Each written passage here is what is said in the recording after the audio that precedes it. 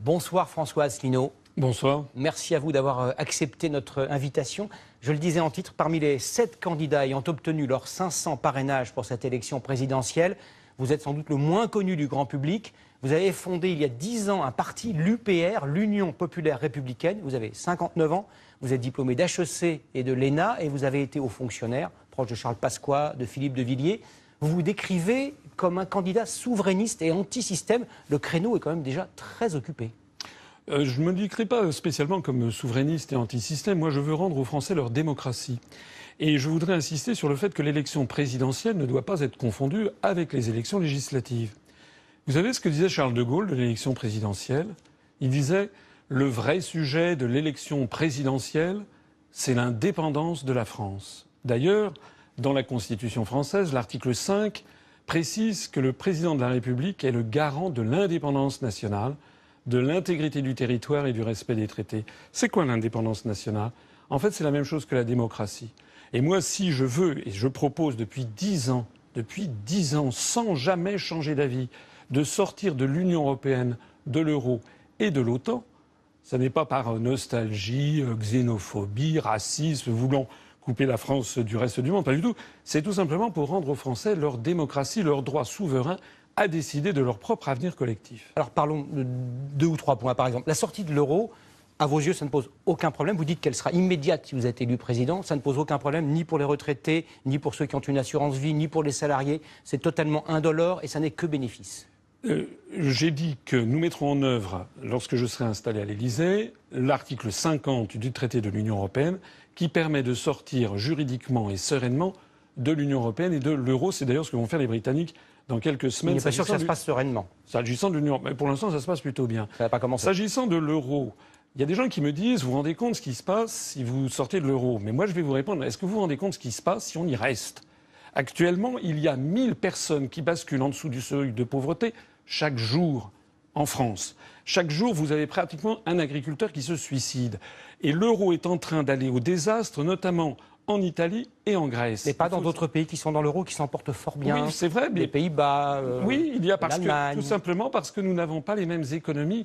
L'écart de compétitivité entre l'Allemagne et la France depuis 1999 s'est accru de 21% en faveur de l'Allemagne. Et c'est la faute à l'euro?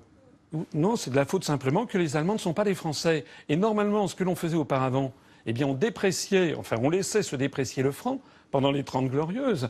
Maintenant que nous n'avons pas la même monnaie, on fait quoi? On est obligé d'appauvrir systématiquement les Français. D'ailleurs, c'est pas moi qui le dis. Hein. Est-ce que je peux vous montrer ça? Oui, je suis pas sûr qu'on le voit à l'antenne, mais je vous fais parfaitement confiance. Ça, c'est très important. Ça, c'est très important.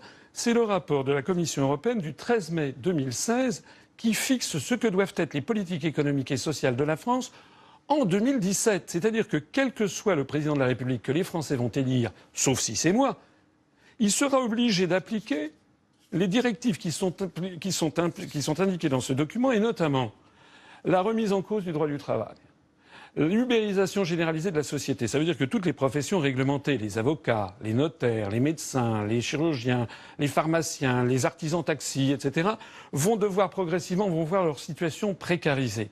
C'est également la baisse des prestations chômage, c'est la suppression du SMIC. C'est également toutes ces prestations sociales qui vont être détruites. Alors il faut que les Français le sachent. Il faut que les Français sachent que si on ne parle pas de ces sujets-là, ils se retrouveront comme d'habitude avec un président de la République qui ne fera pas du tout le programme pour lequel il a été élu. Autre point important, vous voulez, je crois, sortir la France du commandement intégré de l'OTAN. Vous dites donc que la France, qui représente à peu près 1% de la population mondiale, se défendra bien mieux par elle-même, sans l'aide de ses alliés et voisins. Non, je veux sortir la France de l'OTAN plus généralement. Vous savez ce que disait Charles de Gaulle là aussi? Il disait lorsque le pacte de Varsovie se sera effondré, lorsque le communisme aura disparu, eh bien, l'OTAN devra disparaître.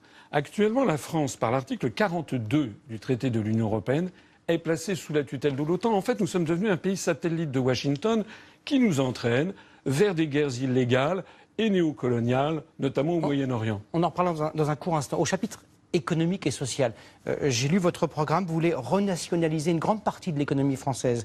EDF, GDF, l'eau, les autoroutes, les médias. Comment vous financez tout cela? Alors d'abord, il ne s'agit pas d'une grande partie de l'économie française. Ça pèsera 25% du PIB. C'est un programme qui est nettement moins à gauche que le programme commun de la gauche de 1972, qui allait beaucoup plus loin, puisqu'il nationalisait toutes les banques, il nationalisait également toute une grande série d'industries. Moi, je veux en revenir à ce que souhaite en fait le peuple français. Vous savez, je parcours la France depuis 10 ans.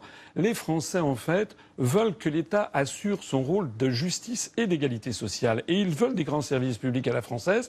Donc, en effet, je veux même inscrire dans la Constitution le fait que les grands services publics, EDF, GDF, la SNCF, la Poste, France Télécom, la sécurité sociale, et puis également les sociétés d'autoroutes et les réseaux d'adduction d'eau doivent être nationalisés, rester nationales. Ça ne va pas nous coûter si cher que ça, puisqu'il y a toute une série de... D'abord, parmi ces entreprises, il y en a encore un certain nombre qui appartiennent en tout ou partie à l'État. Et deuxièmement, on peut nationaliser en tout ou partie. Et puis surtout, vous ne parlez pas du chapitre des économies, parce que je propose aussi beaucoup d'économies par ailleurs. On parle de politique étrangère, parce que sur ce point, vous vous distinguez de beaucoup d'autres candidats. Vous êtes contre l'intervention militaire de la coalition en Irak, contre Daesh. Ça veut dire que vous voulez laisser Daesh prospérer, ou vous pensez que le problème va se résoudre tout seul, sans intervention armée? Non, ce que j'ai dit, c'est que derrière Daesh, il se cachait des intérêts très intéressants, mais qui ne sont pas très connus. J'ai déjà eu l'occasion de dire que derrière Daesh, qui est-ce qui fournit des armes à Daesh et des financements? On sait que c'est l'Arabie Saoudite et le Qatar, et derrière, il y a les États-Unis. On m'a traité de complotiste, sauf que maintenant, c'est le président des États-Unis en personne, Donald Trump, qui l'a dit. Et d'ailleurs, depuis qu'il est à la Maison-Blanche, on en entend beaucoup moins parler. Mais en matière de politique internationale, moi, je voudrais dire quelque chose. Lorsque la France sera sortie de l'Union européenne, de l'euro et de l'OTAN, elle ne s'isolera pas du reste du monde. Il y a 6686 traités qui lient la France au reste du monde. Nous, on veut supprimer 3 traités, mais la France restera membre de l'Organisation des Nations Unies, elle restera membre d'Interpol, de l'Agence internationale de l'énergie atomique, de la Convention sur le droit de la mer, etc., de l'UNESCO, du FMI, de la Banque mondiale. Donc c'est une erreur de croire que sortir de l'Union européenne, ce serait se transformer en Corée du Nord. Je voudrais juste vous interroger sur quelques choses que j'ai trouvées sur votre site, le site de votre parti.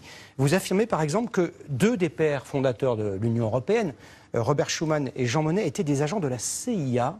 Y a-t-il un historien ou un biographe qui affirme une chose au-delà de vous-même?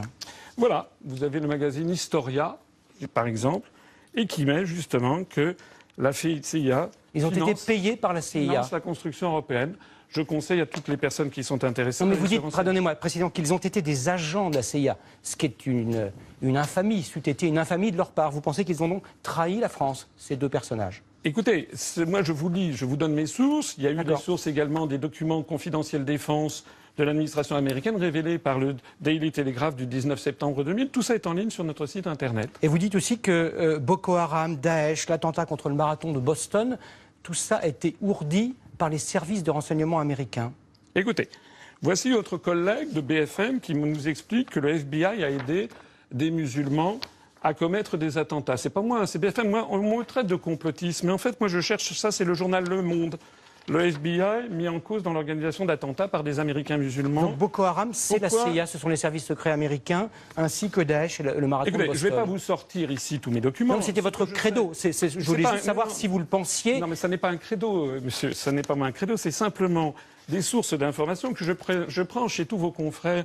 Donc, qu'il y ait un grand débat national qui ait lieu sur ce sujet, si vous le souhaitez. Donc, vous pensez qu'un débat est possible sur ce thème-là, que la chose n'est pas dite et que l'histoire n'a pas été écrite? En tout cas, ce que je sais, si vous voulez, c'est qu'il y a beaucoup de Français qui savent et qui se renseignent et qui lisent beaucoup de documents sur ces questions. Voilà. Merci beaucoup, François Asselineau. Demain, ici même dans ce journal, je recevrai Nathalie Arthaud, la candidate de Lutte ouvrière. C'est la fin de ce journal. Dans un instant, la météo d'Evelyne Delia avant nos chers voisins, Nicolas Canteloup et votre série inédite Camping Paradis. Demain à 13h, Jean-Pierre Pernaut. Je vous retrouve avec grand plaisir à 20h. Très bonne soirée à tous. À demain.